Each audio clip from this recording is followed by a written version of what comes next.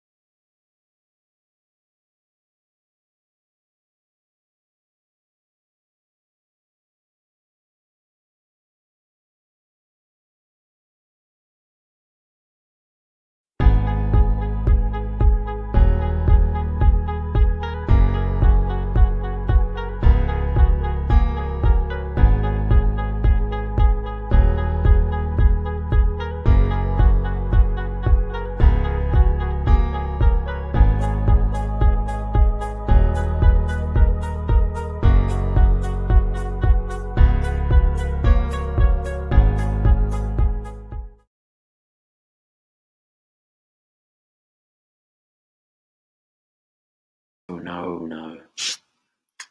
Hopefully, fingers crossed, have left off.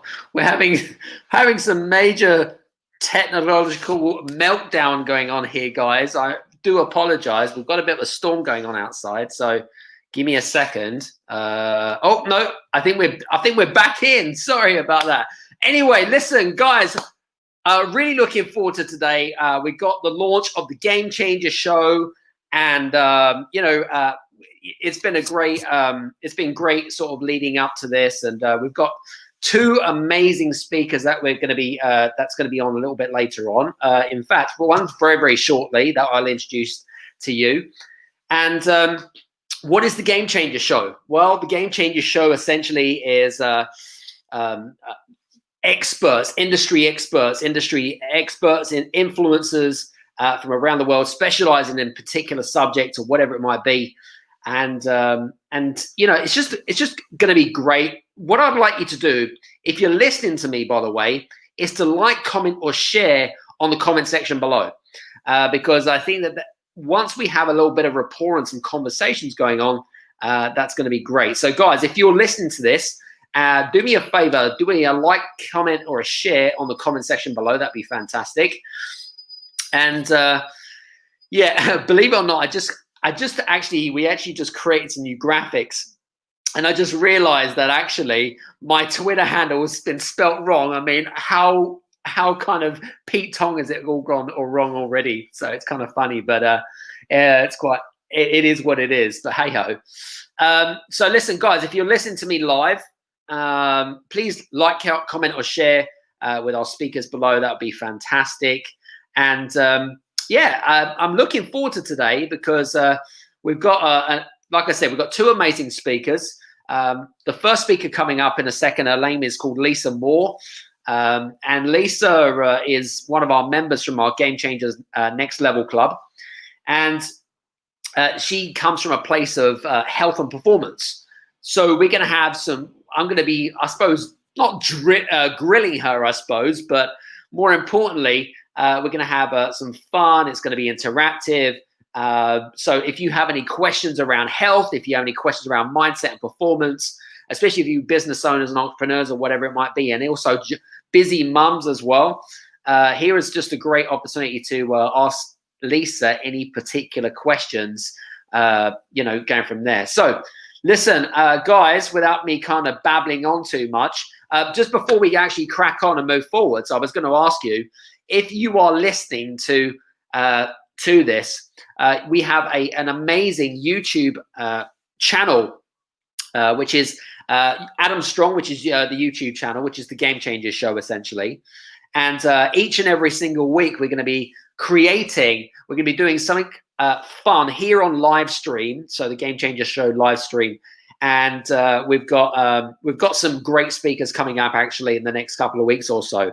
So you'll see a lot more of me. You'll see a lot, and this is just a great way to build conversations. But more importantly, it's just a great way of having some fun, especially on the lead up till Christmas, right? So let's see if she's ready. Give me a second. I'm just going to open my notes up. So first speaker of the day. Dun, dun, dun. She is a member of our Game Changers Next Level Club, but she is also a personal trainer. She is a therapist. She's a speaker. She have an abundance of wealth and knowledge. She's also a busy mum, got two great daughters, and she's going to be sharing with us actually about how she actually juggles her busy life of being a mum, a full-time mum, as well as run a full-time business, amongst other things as well. So without further ado, Lisa Moore. Hello, Adam. I feel exhausted now by that introduction of all these things I'm doing. It's amazing. How are you doing? Happy Wednesday. Yeah, happy Wednesday. Yeah, I'm doing really well, thank you. I've been looking forward to this. Good, excellent. Well, we're looking forward to delving in deeper a little bit about getting kind of to understand more about you and what makes you tick, but more importantly, how some of our listeners can listen to some of the tips and advice that you might have in regards to like your story and things, which is really interesting. So tell us a little bit about how you got into like the health and fitness industry, and what was the journey up for that? I'll keep it short because it's quite a long journey. I originally got into health and fitness when I was 17. Funny story, because I wasn't really into exercise or anything like that, but we had a lodger who was a pro basketball player, who was always at the gym, and he just kept taking the mickey out of me. So I thought, I'll show you. So that was the start, really. And I did some qualifications, and I've always taught exercise, but it wasn't really until I had my first daughter, after working in the corporate world for a long time, had my first daughter.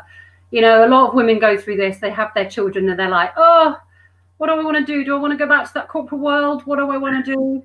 And actually the decision was made for me. I wasn't able to go back to my job. So I thought, okay, so now's my chance to really do what I want to do, to get into my fitness, to get into my holistic therapy and help people. So that's how it started. So she's 15 now. So I've been sort of in this industry more seriously for about 15 years. Cool. Very good. So, and you're based near Brighton, if I'm not mistaken. Is that correct? Yeah, West Sussex, just down from in between Brighton and Gatwick. So yeah, not too far. Very good. So you've been, interestingly enough, I mean, you've been running your business. You've gone through the ups and downs of running a business, and as same with anybody, I suppose. More importantly, what have you learned in the last? I mean, you've been a business owner for what? How many years? So 15 years, but I would say seriously a business owner for about 10 years, 9-10 years. Cool. Yeah. And the reason I say that is that, you know, when I first started, I was just really seeing it as it was fun. It gave me an opportunity to be at home with my kids. It was a bit of pocket money. And then life-changing event of divorce, leaving a relationship, having nothing. And it was then that I had to make that choice of, okay, so this has got to be serious, or I go back and get a job. And that actually was never going to be possible. I didn't want to do that. I wanted to be there for my girls. So that's really where Fit for More started, and I became serious about growing a business. Yeah, very cool. And it's interesting because there are a lot of and again, I'm not being sexist, but there's a lot of women that do have a business, right? But they treat it like a lifestyle rather than a business. Do you know what I mean? Yeah. And I'm sure that you've come across that in your lifetime, especially running your groups and doing networking and things like that. What do you think are some of the pitfalls of treating your business more like a lifestyle business rather than actual business? Well, I think the problem is if what you love what you do, and I think a lot of women take the opportunity to do something they love, which is great because we should all do something we love. But when it's just something you love and it becomes a bit of a hobby, it won't grow. You know, it's so easy to just coast along.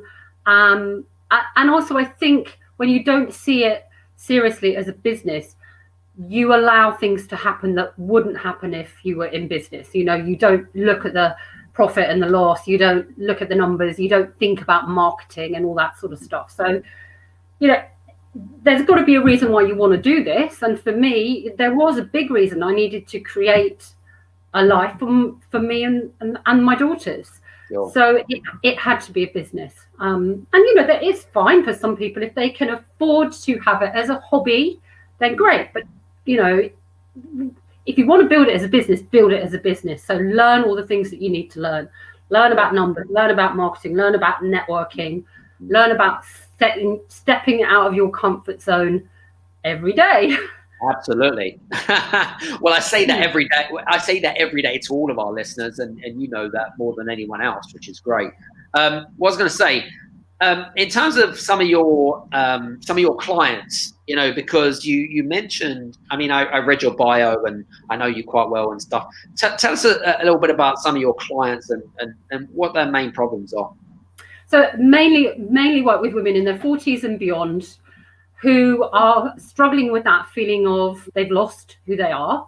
They've maybe lost their confidence and they feel guilty. They've got too much to do, but they feel guilty about putting their needs first. So, and I think that, you know, a client that I've worked with recently over this year, extremely successful. She had a great job, 2 children, she was married. But every time I met her for the first few times, she was just in tears because she said, I don't know who I am anymore. I don't know what my purpose is. I have my ambition at work, but I'm scared that people are going to judge me. I'm scared that, am I going to get those opportunities? Am I good enough? And it was all that. It was that sort of lack of confidence in herself. I think when you, especially for women, and I'm sure it does happen for men, but obviously I can only speak from my experiences. Sure. When you become a mum and you want a career, you're pulled in many different directions and your identities change.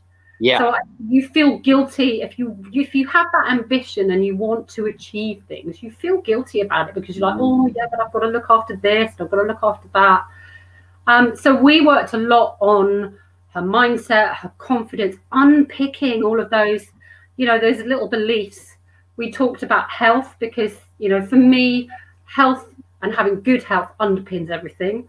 Yeah. So we looked at habits, but we also looked at what she loved in her life, her experiences. And one of the things that she loved to do was play instruments. You know, she used to be in a band, but she'd given it up because she didn't feel that was the thing that a mom would do. Yeah, that was the thing that really gave her joy. And what was fascinating is during our work together, when she started to take that time to start playing again, oh my God, it was amazing. You know, new opportunities came up at work. She had energy. She was just, you could just see the difference. So we have to remember that we are whole in lots of different ways. So there are lots of things that we need to think about. And if we just focus on business or career, for example, we forget about the other parts of our life that, so it's a balancing act. Yeah. You mentioned the word guilt, actually. I want to touch on that a little bit more, if that's okay. Where does guilt come from, and how is it built up? Oh, I think as soon as you have a child, guilt is born. But I think we all suffer with guilt, and the problem with guilt is it's such a negative emotion, and it builds. So you think perhaps, oh, well, I won't do that because, what effect is that going to have on somebody else? And then you start creating this picture, and then the picture grows and grows and grows and grows, and it just stops you from taking action. And at the end of the day, if you feel guilty that you're going to let somebody else down, that's your own story. Sure. The other person probably isn't even thinking in that way at all. They've got a completely different story, and maybe they might feel let down. But if they do get let down, actually, is it better to let somebody else down and you fulfill your dream and your desire and your ambition than to regret for the rest of your life, oh God, I wish I'd taken that opportunity? Absolutely. You make a good point there, actually.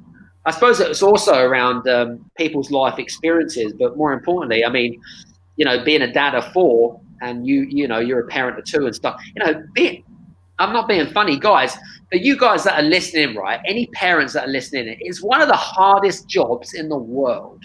I'm sorry. It is. It is. I salute the many mums out there that are balancing business and working from home, which we'll talk about actually in a second, Lisa, because I want to really kind of touch on that a little bit. But it is a really difficult job, and just to kind of please everybody. It's interesting, and being a dad is, you always kind of feel like you have to put your kids first, right, before you put yourself, type of thing, and it is that fine balance act more than anything else. What do you think is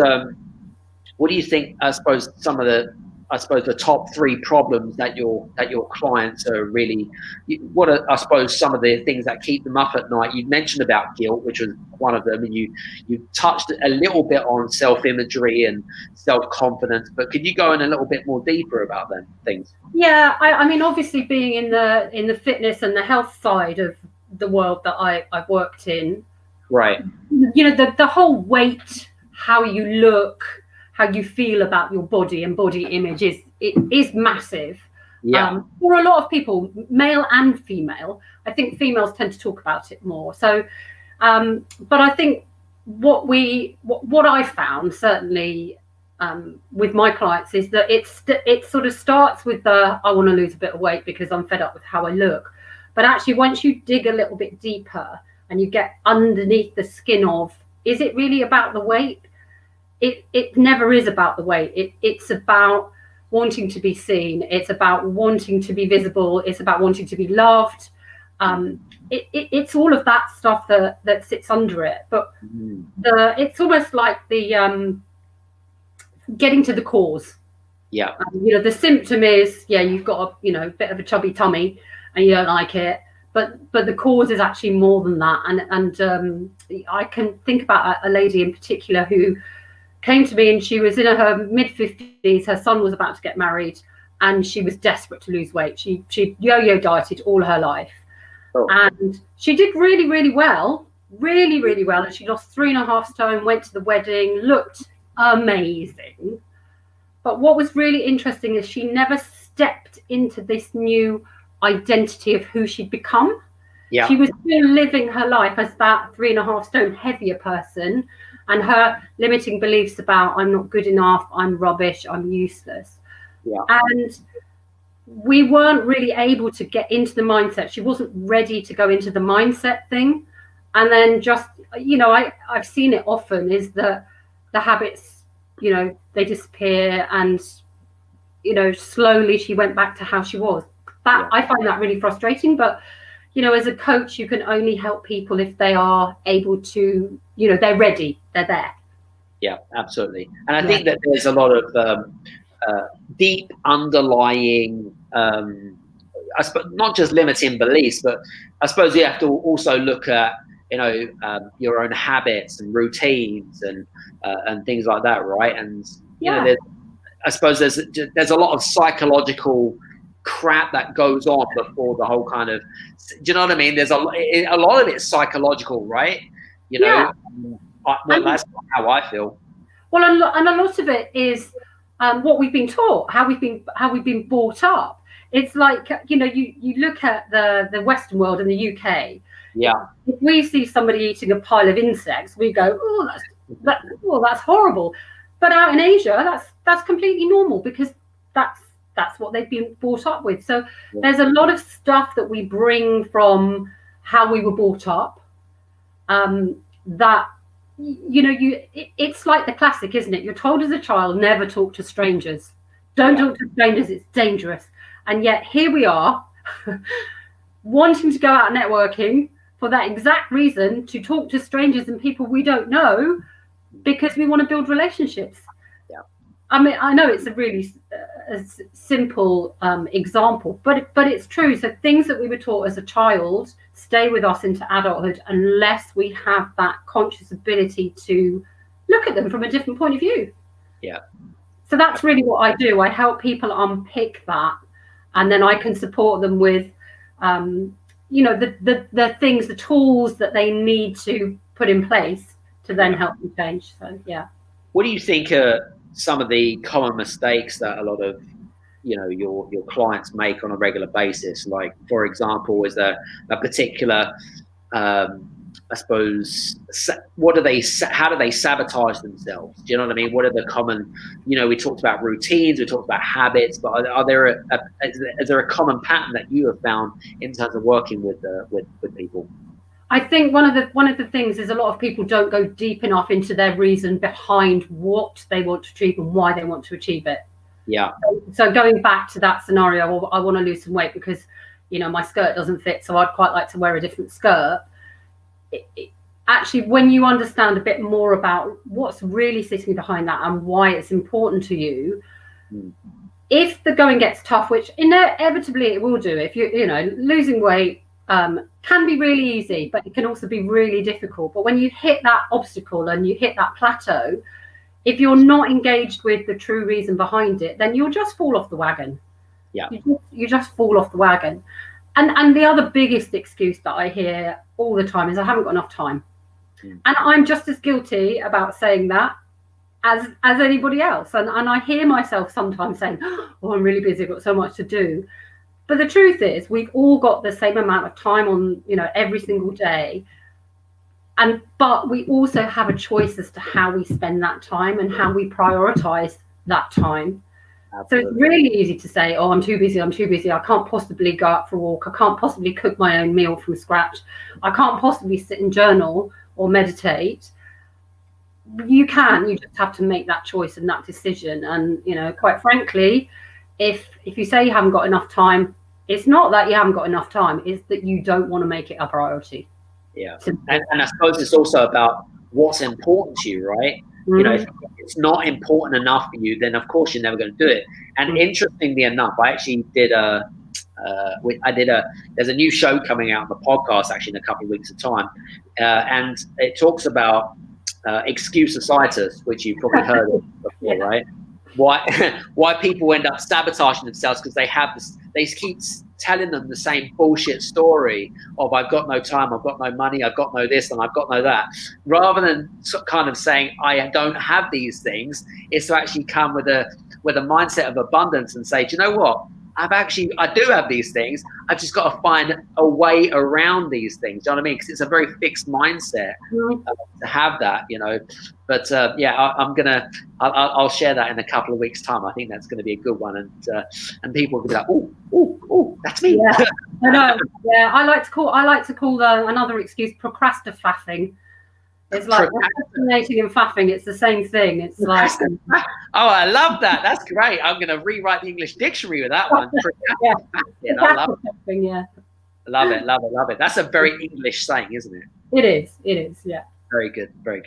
So, I know that we've got like, I was going to say, there's social media, there's pressures of society and things like that. How do you think that those also influence, some of the reasons why a lot of your clients particularly don't achieve the results they desire? I think with health especially, there is so much out there, and we're pulled. Oh no, this is the best next thing, and this is the best next thing. I saw something today on YouTube, an advert came on for this thing. I can't even remember what it's called. It was like a little pipe, and it was all about relaxing your breathing, and you take a deep breath in and then you blow out through the pipe. Yeah. Well, yeah, great idea. But it's just like, oh, maybe I should do this, maybe I should do that. And I think there's so much information that people just get overwhelmed. There's also this feeling of you should do this, you should do that. And I think if you break it down into its simplest one word for looking after your health, for me, is move. Just move more. Move your body more. Doesn't matter how you do it. I don't care. Just move more, because movement creates energy. Energy creates all sorts of things going on in your body, and you will feel better. Yeah. So get off your ass, guys. That's what she's saying, right? I'm just blunt and straight to the point, by the way. She's saying move. I'm saying get off your ass. And with plenty of people still in lockdown all over the world, it's kind of a bit cuckoo crazy. But I absolutely agree. And it's kind of crazy but that's just a whole new conversation in its own predicament. Anyway, what about consequences? Because I know that, we talked a little bit about excuse-itis. We talked about, as you call it, procrastinating, which I put up on I thought was absolutely cracking. And you also talked a little bit about self-confidence and things like that. But if your prospects, or, if it's your ideal mum or whatever it might be, if they continue in this cycle, right, or in this routine, what are the consequences if they don't sort the problem? Well, they stay stuck where they are, but the problem with that is you spiral into you just get deeper and deeper and deeper. And I have seen it with clients that are older. They sort of got into their 60s, mid 60s, and they just like, oh, nobody likes me. I can't do that because I'm not good enough. And actually they just, ultimately we're looking at anxiety, we're looking at depression, we're looking at health issues. Mm-hmm. Weight gain is going to lead to high blood pressure. It's going to lead to problems sleeping. Yeah. All of that. And I think potentially you become even more lost and more invisible. I think we mustn't be invisible. We are amazing human beings, and we deserve to be seen. We deserve to be visible. So agreed. It's interesting because when you talked about insecurity there, and how the world is right now, and what really drives me insane, Lisa, right, is that people's insecurities are more worried about what other people are thinking about them, rather than actually focused on actually living a happy and abundant life and being the best person they can be. You ever get that? I used to suffer with it all the time, and it held me back in so many ways. Absolutely held me back. I would compare myself to others. I would worry about what people thought of me, and I'd make up these huge long stories about, how they're going to, find me as a fraud. They're going to lock me up. All of that. I suffered with it for, imposter syndrome, classical. It's really interesting, because the biggest thing for me to change how I felt about that was to become a public speaker. Really? And put myself out there on stage and share my story and just be naked. I mean, I wasn't naked, but be myself. That was a big lesson I learned with public speaking. When I first started dabbling in that world, I was terribly, terribly posh and terribly good at, putting this professional head on.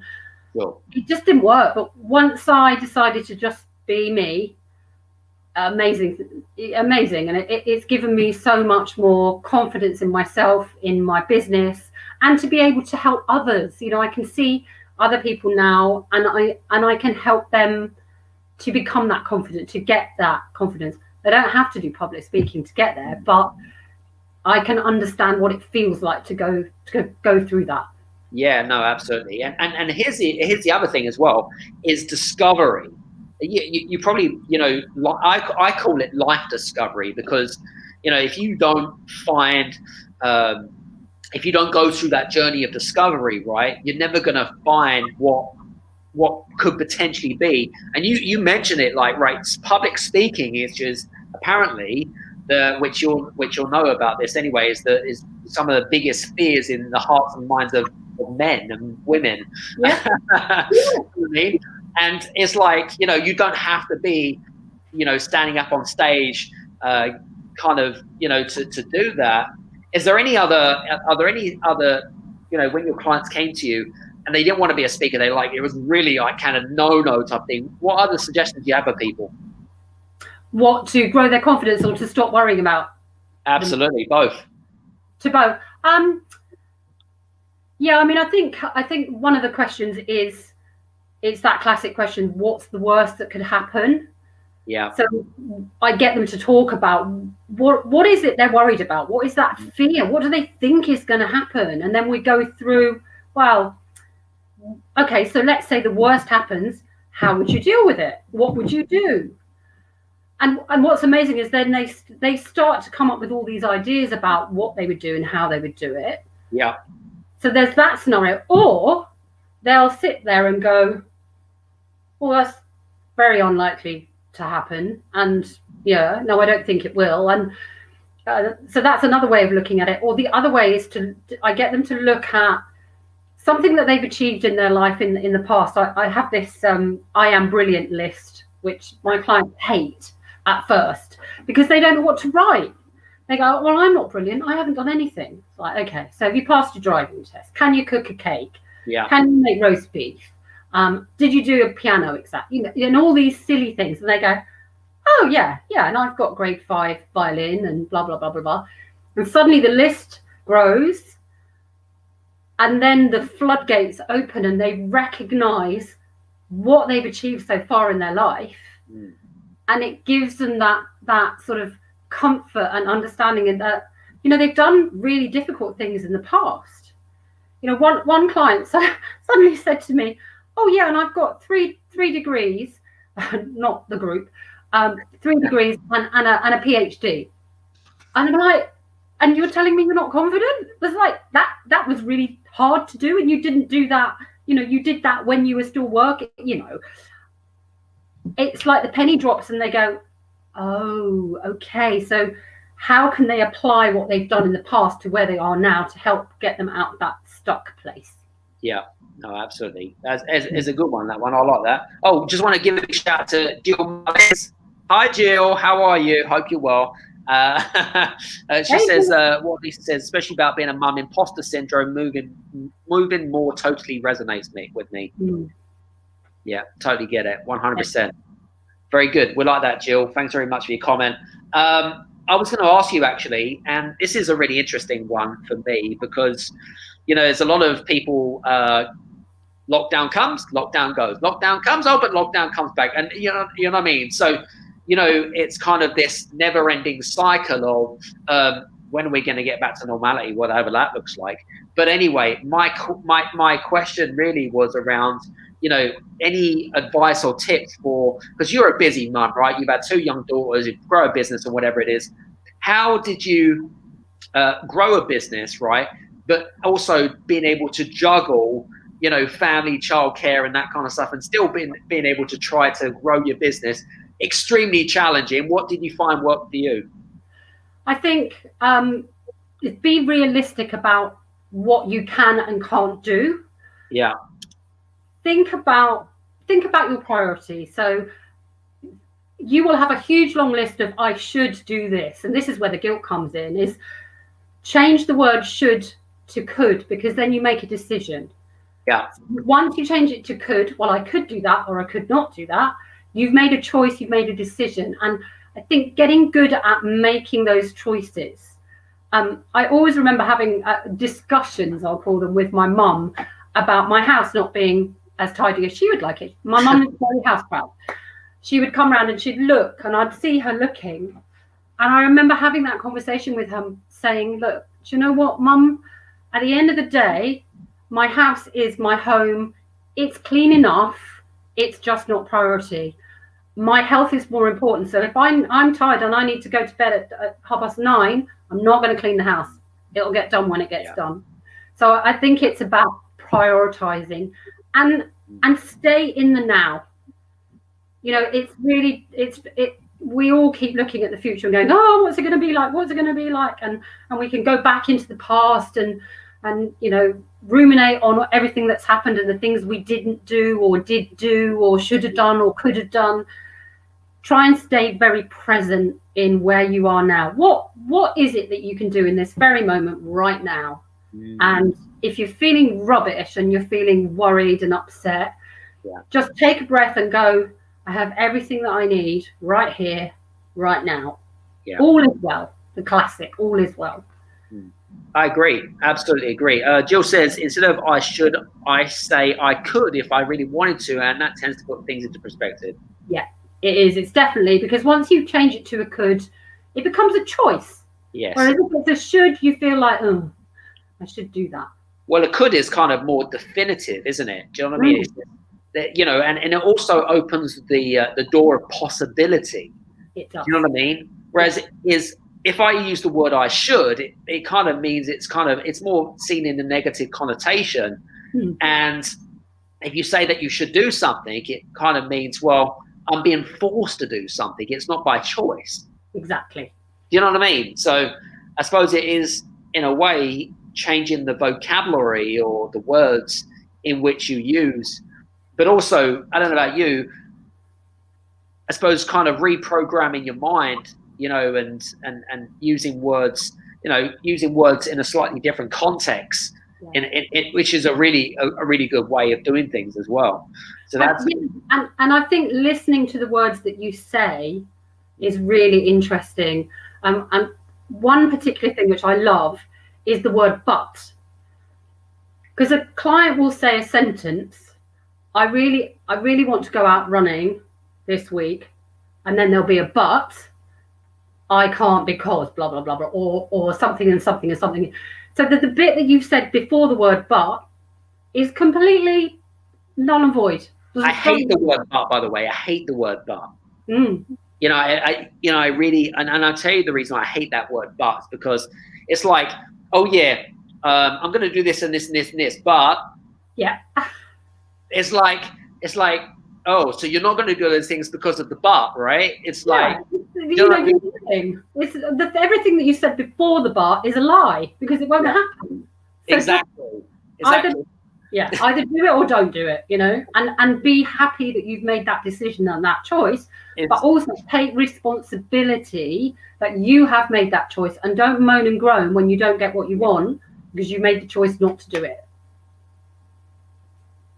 Yeah, I agree. It's a bit like going to a bit like meeting someone for the first time, say a networking meeting, or in fact, say you've built a relationship up with someone over a period of time, and you could turn around and say, well, if you're as direct as me, well, I'd like to do business with you, and I'd like to do a joint venture partnership, but okay,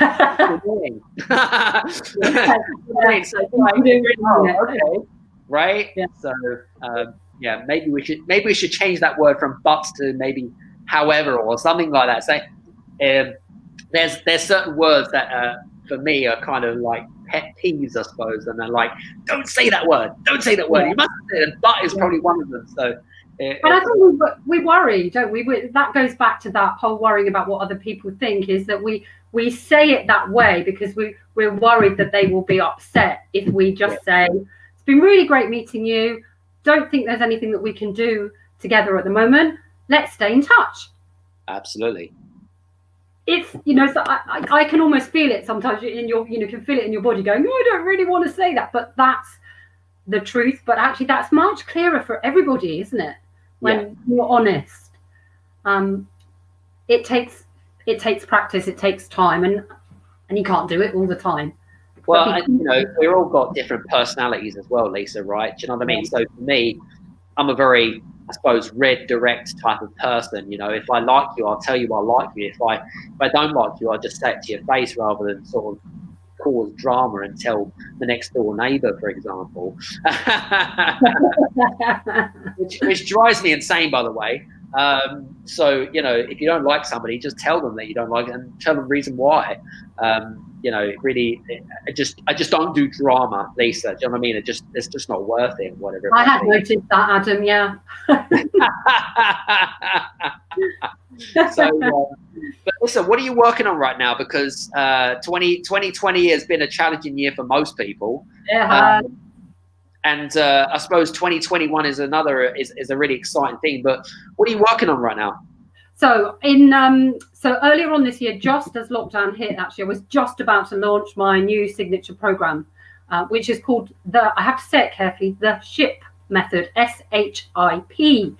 And I ran the maiden voyage back in March, which went really well. Challenging because we were all online again. Yeah. So I'm just about to relaunch it to start in January. It's a 6-week online coaching program. It's a group coaching program, and we focus on 4 pillars. So one is self. So that's looking at everything to do with your self-esteem, your confidence, your motivation, things we've talked about. Yeah. H is for health, all aspects of health.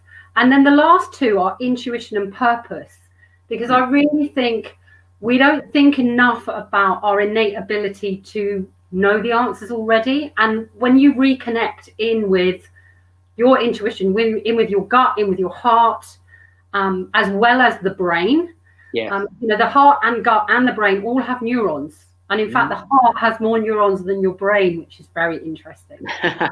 So I think when you reconnect in with your intuition, that can help you to get out of feeling stuck. And then purpose, when you feel stuck and overwhelmed and exhausted and things, quite often it's because you don't understand where you're going. What is your purpose? Yeah. That could be your overall life purpose, or it could be just your purpose in the next 6 months, 2 weeks, or whatever. So we focus on those 4 pillars, and it's a 6-week program, and we're starting on the 4th of January. So if anybody's interested, I can give you the link. Very cool. Very good. And what I was going to say to you guys, if you have any questions, by the way, and if you're listening to the recording of this, do me a favor, use the comment section, and we'll pick up the comments a little bit later on, or the questions a little bit later on, but we will respond to you in due time. That's all good. So what's the best place for people to get in contact with you, Lisa? Best place is Facebook. Just search Lisa Moore, or find me on LinkedIn. Just search for Lisa Moore, Moore, and you will find me. Best place. Very cool. Listen, great to have you on the show, Lisa. Great opening speech and things like that. And guys, make sure that you listen. Make sure you connect with Lisa. I'm sure if you have any questions, just mention this show, the Game Changer Show, that you listen to the Game Changer Show, and she'll get in touch with you. So listen, Lisa, just want to say thank you very much for spending a bit of time with us today. Thank you, Adam. It's been great. I've really enjoyed it. Thank you so much. You're welcome. Have a good one. Take care. See you soon. Take care. See you soon. Bye-bye. So, guys, I was going to say that was Lisa Moore. That was one of our first speakers. Great first speaker, great opening speaker. And we've got another speaker who's just behind the scenes, who I'm going to bring in really, really shortly. But before I do bring him in, actually, I wanted to remind you, actually. So yesterday we had a really great podcast show. So if you haven't already listened to, we subscribed and listened to the Game Changers Experience. And we had a great show yesterday with a really good friend of mine, actually. His name is Mike Saunders. Mike focuses a lot on authority marketing. All right. So he focuses a lot on authority marketing. So if you want to learn more about how to become an authority in your industry, in your niche, in your whatever it might be, okay, you need to listen to yesterday's show on the Game Changers Experience. So So make sure you do that. And then tomorrow we have another show coming out in the Game Changers Experience as well. So tomorrow I'm actually going to be talking a little bit about Content Marketing 101. So I'm going to be sharing with you some tips and some strategies about how you can effectively create more content for 2021 and what you can do, how you can repurpose it. And I've basically given you some tips and some strategies about what I do in my own business so that you can go off and go and do some more in yourself. So, so listen, make sure you subscribe to the Game Changers Experience, and it's available on Apple, Spotify, and all the wonderful podcast channels out there as well. So listen, enough chit chat, right? We've got another speaker lined up. This person I've known for, what are we pushing on? Probably about 18 months now. And very credible guy in his industry. Is one of the top 300 IP lawyers in Europe, in the world actually. He's what I call the IP strategist. Okay, so IP as in intellectual property, and got an abundance of knowledge. And I'm really looking forward to having a conversation with him. So listen, if you are listening to this live, or even if you're listening to the recording of this, and you have a question around intellectual property and things like that, do me a favor, like, comment, or share this feed, and we're going to go from there. So without further ado, drum roll, please, Mr. Stephen Carter. Hi, Adam. Great to see you. Hi, Steve. What an introduction. Hopefully I can live up to it. Oh, well, that's good. That's good. Well, what I was going to say, it was great to have you on here. Really looking forward to our conversations and our chats. And, and it's great to, it's an interesting subject that we're going to be talking about, intellectual property, because I've written down some questions that I really want to ask you, actually. But listen, tell us a little bit about how you got into the IP world, and what was your fascination around it? I guess, like a lot of people in my profession, certainly back in the day when I joined 20 more than years ago, I want to remember, it wasn't a very well-known profession, and like a lot of people, I stumbled into it. So I did an engineering degree. My inspiration at the time was my grandfather, who was an engineer. So as far as I was concerned, I wanted to be an engineer. And then I went to the careers office at the university, sat in front of an old green screen computer, so that kind of dates me a bit. Answered a bunch of questions about careers, and one of the possible careers it threw out was patent attorney. I thought, well, that sounds interesting. Yeah. Did the classic student thing and thought, how much they earn? Oh, yeah, they do okay. Right, I'll go and find out a bit more about that. So visited a firm of patent attorneys in Bath, which the town I was at university in. Yeah. Thought that looks good. Applied to a few and stumbled into the profession, and 25 years later, haven't looked back. Wow, that's it. It's a great story. So interestingly enough, because I know that you worked in the corporate world, and now you have your own practice as well. So you're a business owner, entrepreneurial business owner, which is great. It's fantastic. You've got a family as well, wife, kids, that kind of stuff. But I guess, what would you say from your perspective, that when it comes to intellectual property, what do you think, especially, entrepreneurs, tech firms, whatever it is, and whoever it applies to, what do you think are some of the main problems that a lot of firms or companies make when it comes to IP? I think so. There's quite a long list. Where to start? I think one of the big issues is that there's just a misunderstanding, and people have different thoughts about what IP is or what IP isn't. So a lot of smaller businesses assume that IP is something for the big businesses to worry about. It's not something that's relevant to them. Some of the more switched on smaller businesses recognize that they're creating value. So they're creating intellectual property, but they really don't understand whether they can protect it, or if they can protect it, how they should protect it. There's confusion there being created in the marketplace. Because I guess a lot of people, you say intellectual property, they think patents.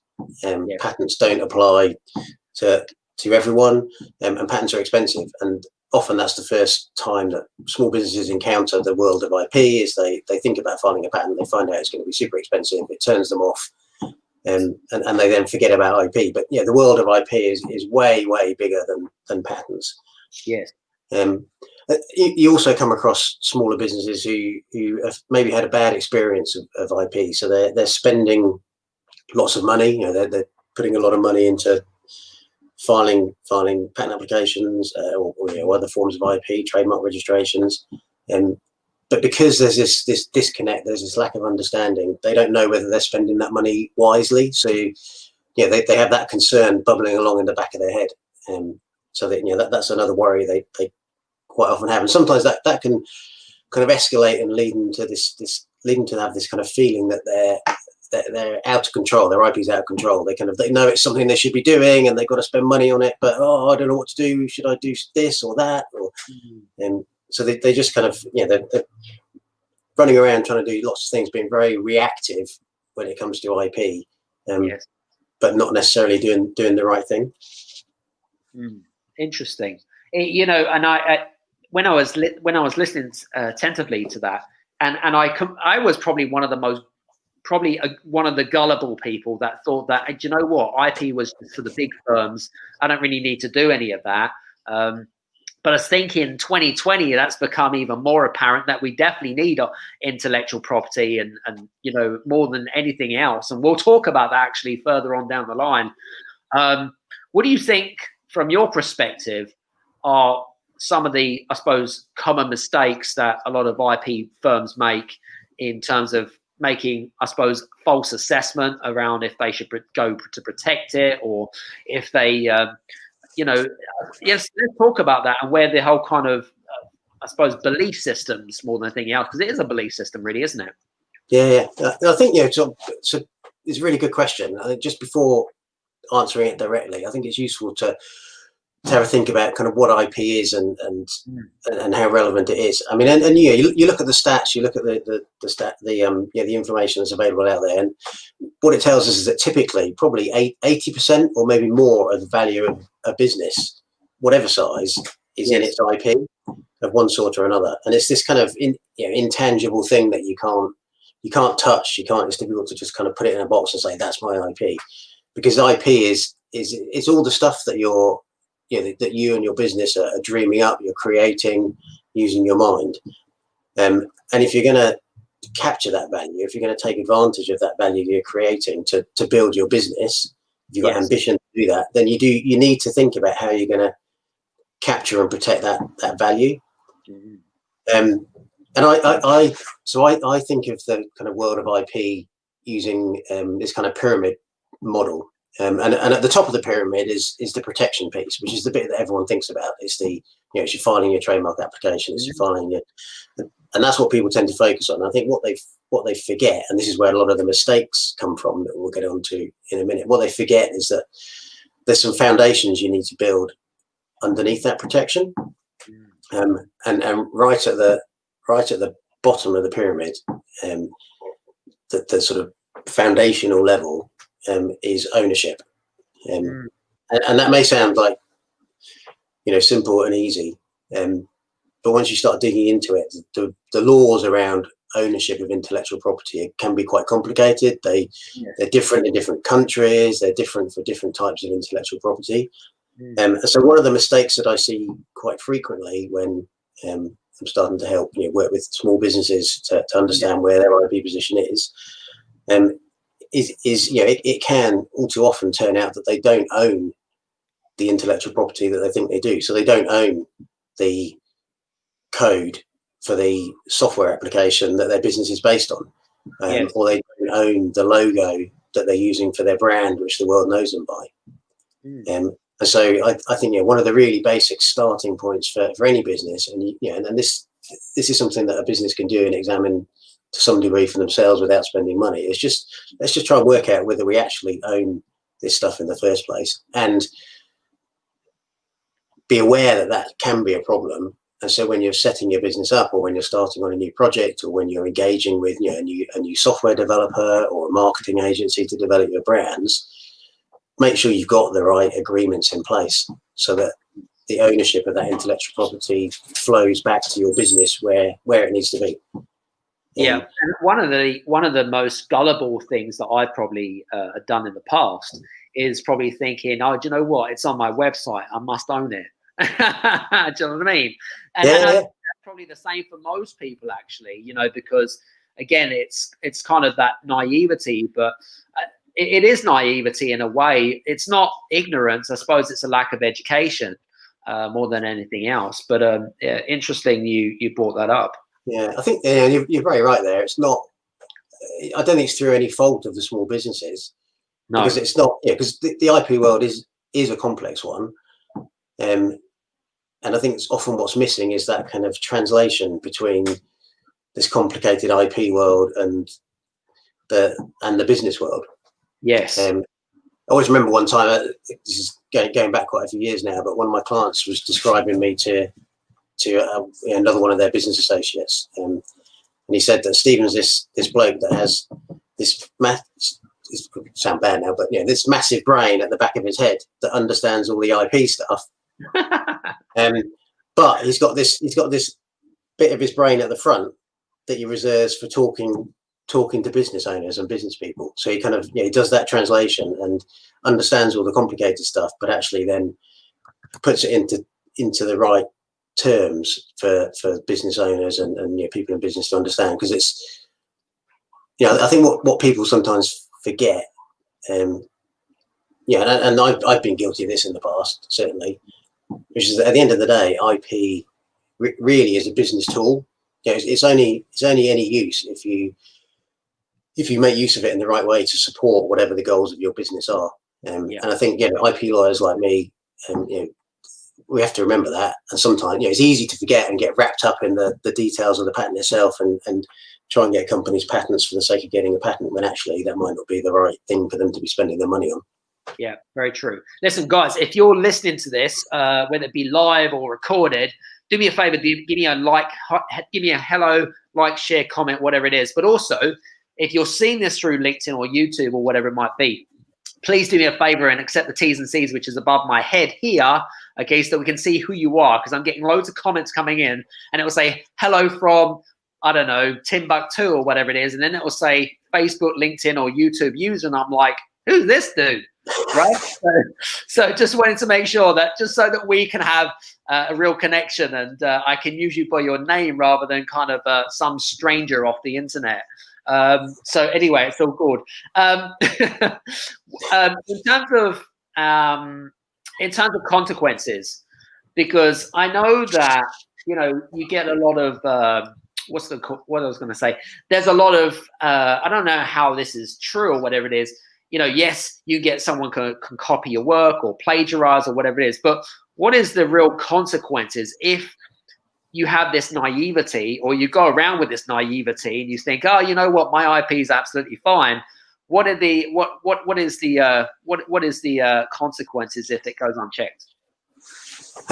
So I guess there's a number of different consequences at a basic level, and I guess important for a lot of small businesses. You could just be wasting your money. You could be thinking you're doing the right thing, spending money on protecting your IP, and actually you're spending money on the wrong things. So because you haven't got that understanding of where you can get the biggest bang for your buck out of your IP spend. I guess the other thing to think about is that if you don't have that protection in place, as you say, you could be just giving away your valuable IP. Now sometimes giving IP away is the right thing to do. There's a lot of good thought now around open source and collaboration, but actually even in those kind of open relationships, it's really important to have an understanding of what your intellectual property is, so you understand what it is you're sharing and how much you're giving away. And sometimes you want to keep some control over it, even though you're sharing it freely. Yes. But I guess coming back to consequences, I mean, the one I've come across most frequently, and the consequence that everyone really has to be aware about is failing to secure investment. So, if you're ambitious, you're looking to grow a successful business, you're almost certainly going to be seeking investment through several rounds, seed funding, Series A, Series B, etc. And each of those rounds, wise, well-informed investors are going to be investigating your intellectual property position as one of the many things they look at. And it tends to be in that kind of scenario that these mistakes, these issues are uncovered. So they uncover the fact that actually you don't own some of the stuff you thought you owned that your business is built on, or they uncover the fact that one of your competitors has a patent which, when you launch your product, you're going to infringe. And I guess that's one of the other potential consequences of not properly engaging with this world of IP. Yes. Which is that you could do a lot of things right. You could have the right contracts in place to make sure that you own the intellectual property in the products or services you're developing. You could have some seriously good protection in place that you spent a lot of money securing. But if you haven't also looked out to the outside world and understood the competitor marketplace and understood the risks that competitive IP presents to your business, then you could launch what you think is going to be a very successful product and run slap bang into a brick wall, which is your competitor's IP that stops you dead. And in worst case scenario, that could just destroy your business. Yeah. I mean, you talked about sort of damaging the business. What are the I suppose, how does it affect the brand, in terms of like your company brand? If you don't secure or protect that IP, what damage does it also do to the brand? I guess part of the answer to that question is understanding what function IP protection serves. And so let's take brand as the example, but it's the same principles apply across other forms of IP. But you've got your brand. If you have a registered trademark protecting that brand, that allows you to stop other people using the same brand in a confusingly similar way. So it stops competitors or non-competitors using your brand in a way that might mean the public are confused into thinking the stuff they're doing is coming from you.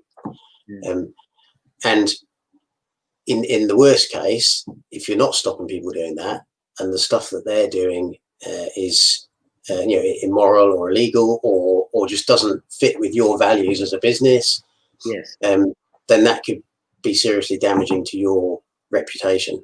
There's an example of that I dealt with last year for a client where they had built up a good brand, a reputable brand in the UK in their sector, and then a competitor had started up. So they were a US-based competitor, but they then launched in the UK using a confusingly similar brand.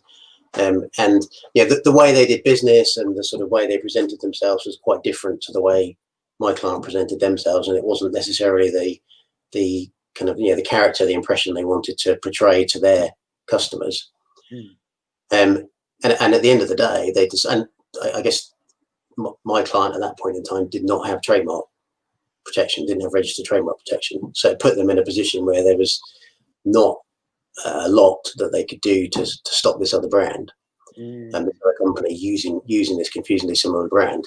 And we managed to negotiate a settlement for them, and we managed to get them a payout on the back of it.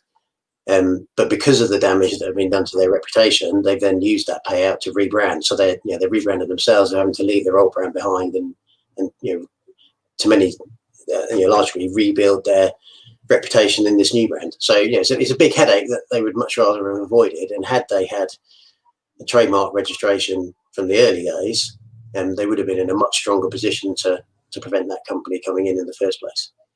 Do you, when you are trademark registered, do you have to show that the little T or the R sign or whatever it is? I mean, is that like a legal obligation, or is that just sort of say, you know what, I'm registered, back off, buddy? Yeah, it's the latter. So there's no rule that says you must use R in a circle or you must use TM, but it's announcing to the world. So R in a circle specifically means you have a trademark registration, and you should not use it if you don't. And actually, in a lot of countries, in the UK included, it's actually a criminal offence to claim a trademark registration if you don't have one. But it's saying to the world, this is my proprietary brand. I've got it protected. Back off. And I guess that's another value in some forms of intellectual property protection. So things like patents, trademarks, registered designs, these kind of registered rights that people can see you've got, and you can tell them you've got, and they can search and find you've got, is that can actually act as a deterrent. So you might never get to the stage of having a competitor on the marketplace that's misusing your brand, because they may have seen that you've got your brand protected and adopted a different brand in the first place. Sure. So it can be quite difficult to measure the benefit you're getting.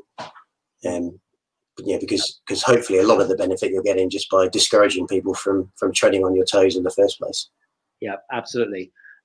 Interesting question, actually. And here's a thought pattern I had, because 2020, this year in particular, actually, one thing that has become apparent to me, especially in the world of personal development and consulting and things like that, is, especially whereas the world is so upside down right now, is the fact that there seems to be a lot of what I call copying or plagiarized work going on, right?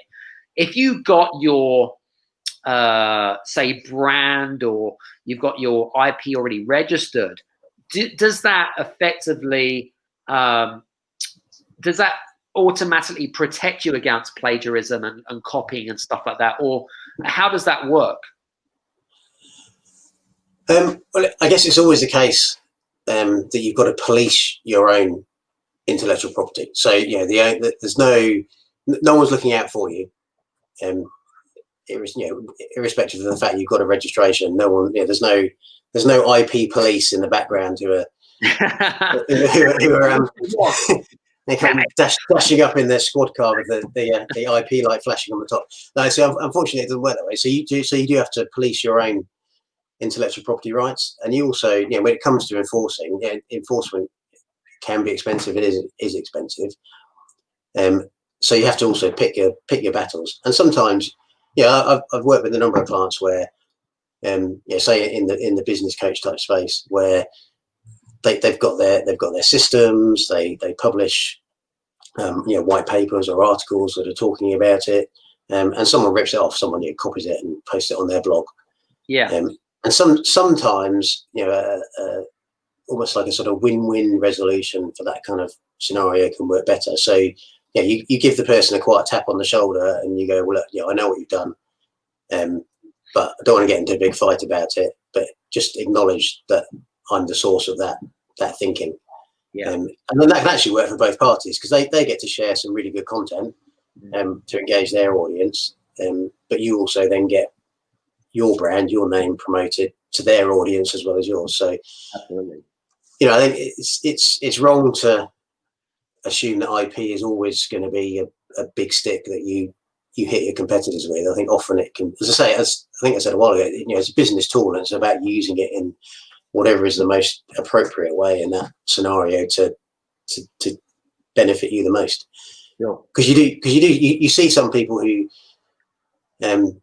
get really hooked on the idea of beating their opposition up based on their IP rights, and they can spend an awful lot of money fighting a big patent litigation. Yes. And yes, they may win at the end, but they've spent a lot of money on it. They're not going to recoup all of those costs from the other side.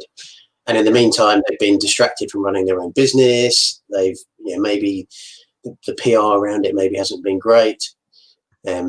So sometimes, or often, there's a better resolution that doesn't involve spending lots of money in court.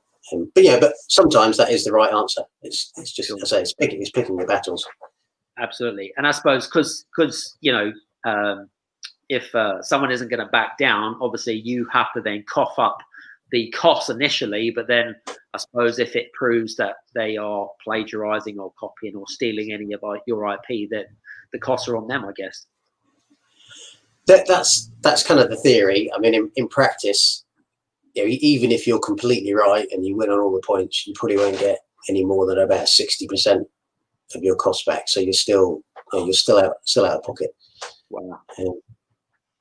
So it's always good to have a resolution, I suppose, an IP resolution or mitigation of some sort. Yeah, well, I think yeah, you have to have a plan. You have to have, I mean, like any business activity. Yes. You've got to have a plan, and you've got to have thought about what the risks are and what the contingencies are when things don't go as you want them to.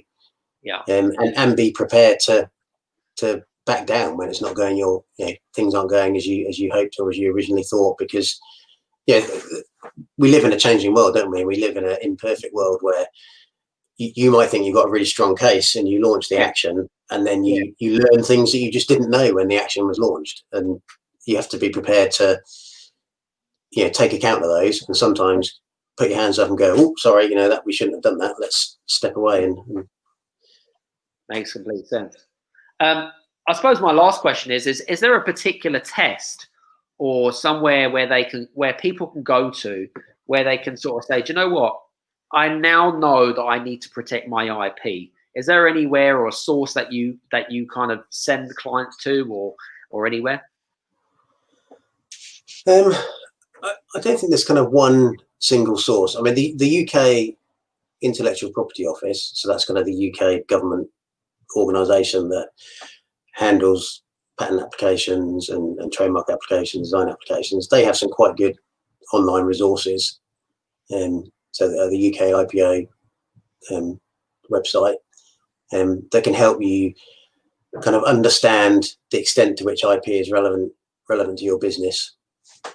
And then so the starting point, if I or people like me are working with clients, often the starting point is an IP. I call it an IP health check sometimes, or an IP audit if it's a bit more in depth.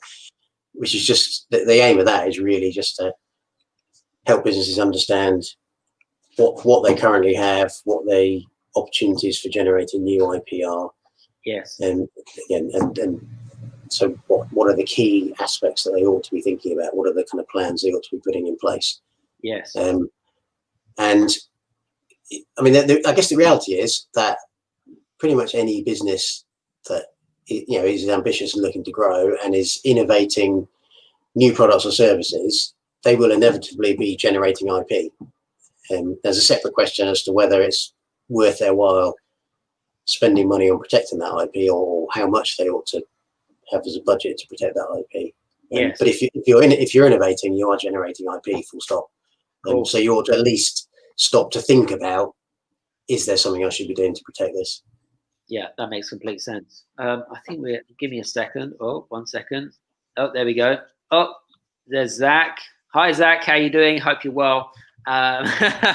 He's always making a comment on my wonderful thing. I always I kind of attract a good tribe of people, which is always fantastic to see and that kind of stuff. So, but listen, it's all good.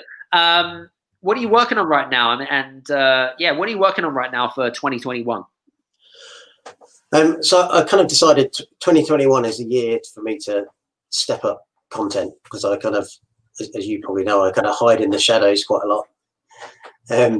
So yeah, I'm going to try and put myself out there a bit more in 2021. And so, some of that is about building my own business and building it further, and finding more exciting clients to UK-based clients to work with, because I love working with the smaller clients where I can really make an impact and properly understand their business and get involved.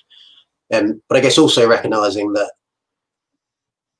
not all small businesses are going to need that level of support or have the resources to be able to bring someone like me in to help them. So the other things I'm starting to work on are ways of making that expertise available more widely.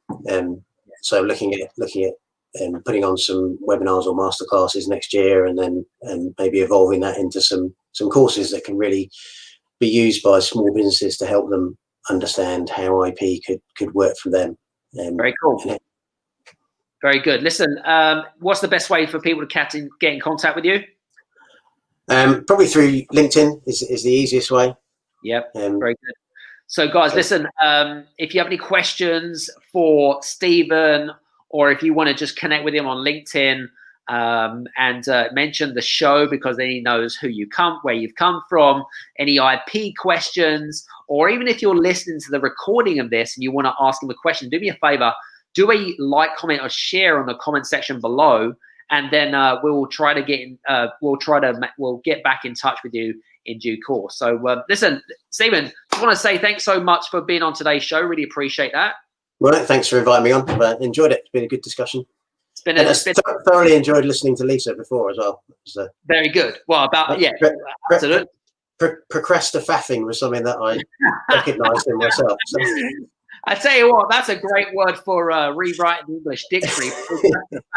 I probably wouldn't have been so. I'm going to apply for the trademark now. Say again. So I'm going to apply for the trademark now. Procrastinating. Oh crap! We're going to have an IP case on our case already. Damn it! Listen, again, we just want to say thanks very much for coming on the show. It's been great, and look forward to seeing some of that content out there. And just remember, as I mentioned to the guys as well, we're launching. We've got the new Power Up Thursdays episode tomorrow, which is all around content 101. So content marketing 101. So it gives you some great tips and strategies. I share some of the secrets about how I create content, recycle it, and turn it into 15 million pieces of content. So it makes life so much more easier, so you don't get overwhelmed. So hope you enjoy that bit. So it's all good for me to listen to then. Absolutely, 100%. So listen, have a good one. Take care. Have a good one. Thanks, Adam. See you. Bye. So guys, hope you enjoyed that. That was Stephen Carter from the Intellectual Property Strategist. That was great. We had some great feedback, some great questions. And that's my word. You can't nick it. I hope that you saw that, by the way, Stephen. Now I'm just putting that up on the comment section here anyway. So listen, guys, we're going to be back on here next week for another fantastic show with another speaker. And it's going to be fantastic. And obviously, that's going to be our last show before Christmas. But we're going to continue this, right? We're going to continue to have fun. We're going to continue to add a little bit more. I'm going to continue to bring in some industry leaders and some influencers from around the world. That's going to help you change the way you think and feel about 2021, right? Because essentially, at the end of the day, 2020, as I said to you, is a different animal, a completely different animal.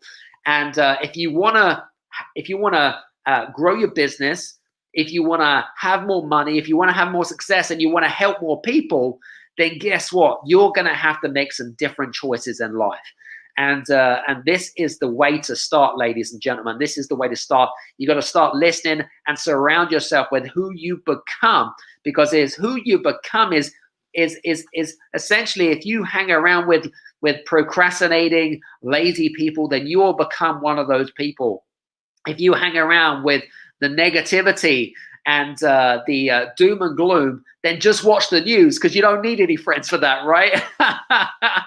But listen, guys, in all seriousness, hope you enjoyed today and the launch show, because it's been great. It's been fantastic having a bit of rapport. We've had a few conversations. Again, if you're listening to the recording of this, okay, please do me a favor, like, comment, share on this as well.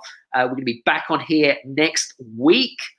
Same sort of time as well. You'll see. Make sure that you have subscribed. Make sure that you have subscribed to the YouTube channel, because that is exactly where we're going to be streaming into. And you guys are going to miss out. If you are not subscribed, you are going to miss out big time. And really, really important. Oh, we've got a bit of a competition going on in the background. So, listen, hope you've enjoyed today's show. Do me a favor. If you did enjoy today's show, make a comment on the comment section below. And if you have any questions, we'll get back to you as soon as possible. Listen, have a happy Wednesday wherever you are listening to the world. And we'll see you soon on the next Game Changer show. Take care. See you soon. Bye-bye.